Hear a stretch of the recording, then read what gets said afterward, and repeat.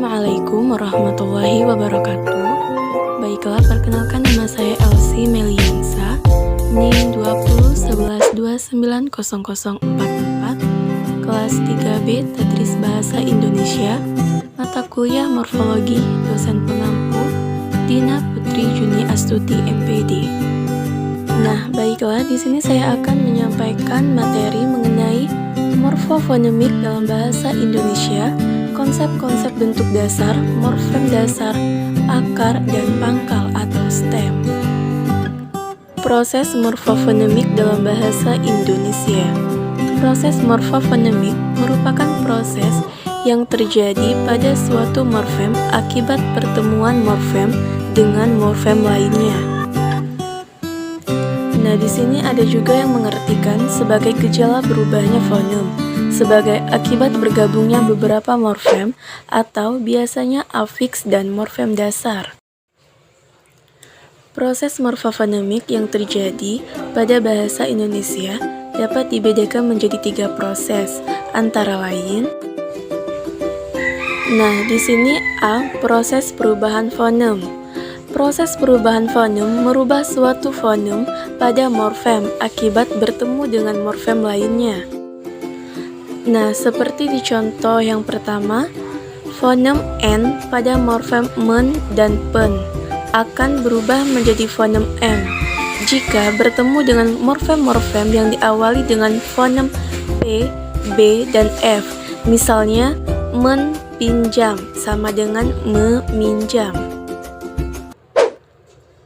Nah, dan yang kedua ini, fonem N pada morfem men dan pen akan berubah menjadi fonem N jika bertemu dengan morfem-morfem yang diawali dengan fonem T, D, dan S.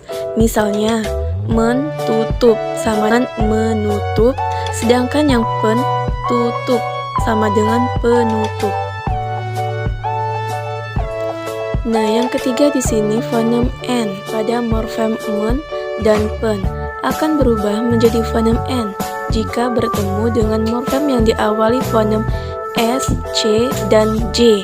Misalnya, mensapu sama dengan menyapu, pensapu sama dengan penyapu, dan mencari sama dengan mencari. Nah, untuk yang keempat, fonem N pada morfem men dan pen akan berubah menjadi fonem N jika bertemu dengan morfem yang diawali dengan fonem K, G, KH, dan H, serta vokal.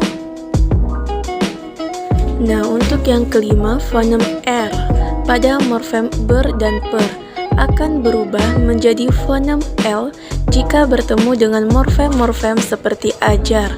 Misalnya, berajar sama dengan belajar, berajar sama dengan pelajar. Nah, untuk yang terakhir ada fonem tanda tanya akan berubah menjadi fonem K akibat bertemu dengan morfem kean. Misalnya, kean duduk dudu sama dengan kedudukan, dan yang kean rusak rusa sama dengan kerusakan. Nah, di sini ada B, proses penambahan fonem. Proses penambahan fonem merupakan proses penambahan fonem pada suatu morfem akibat pertemuan suatu morfem dengan morfem lainnya. Nah, biasanya fonem yang ditambahkan yaitu fonem A, jadi fonem men akan menjadi menge, dan morfem pen akan menjadi penge.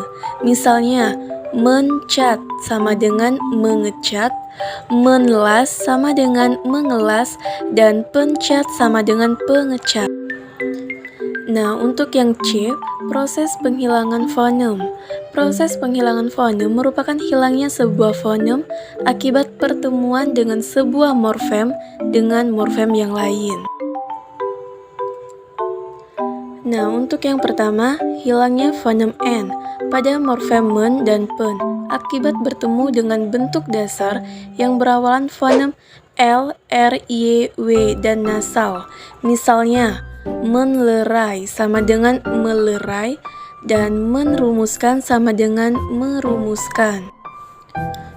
Untuk yang kedua, yaitu hilangnya fonem R pada morfem ber, per, dan ter akibat bertemu dengan bentuk dasar yang berawal fonem R dan bentuk dasar yang suku pertamanya berakhir dengan A, R, misalnya berapat sama dengan berapat, bekerja sama dengan bekerja.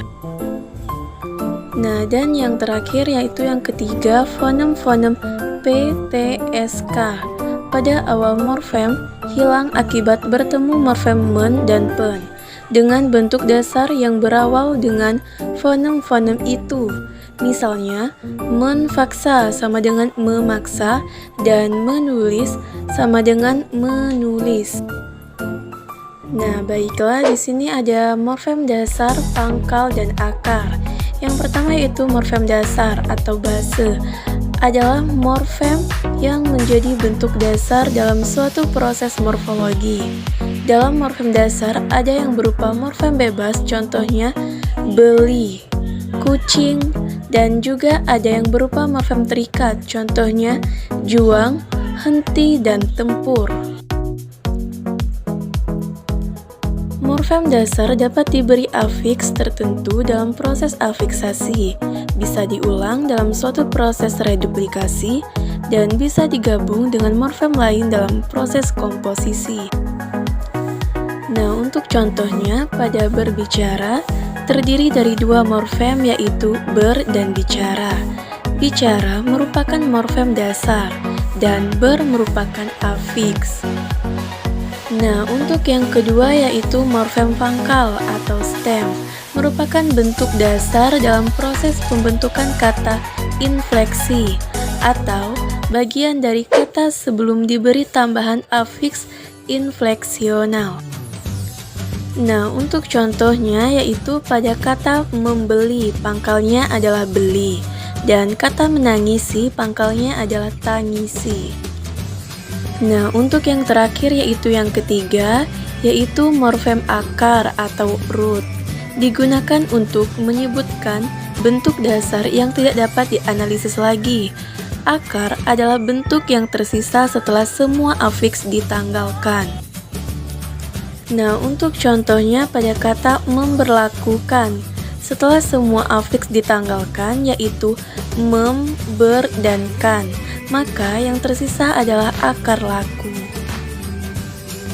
Nah, jadi akar root merupakan istilah untuk menyebutkan bentuk kata yang tidak bisa dibagi lagi dan tidak ada penambahan imbuhan lagi. Nah, baiklah, mungkin hanya ini materi yang dapat saya sampaikan. Kurang dan lebihnya saya mohon maaf. Sekian dan terima kasih. Wassalamualaikum warahmatullahi wabarakatuh.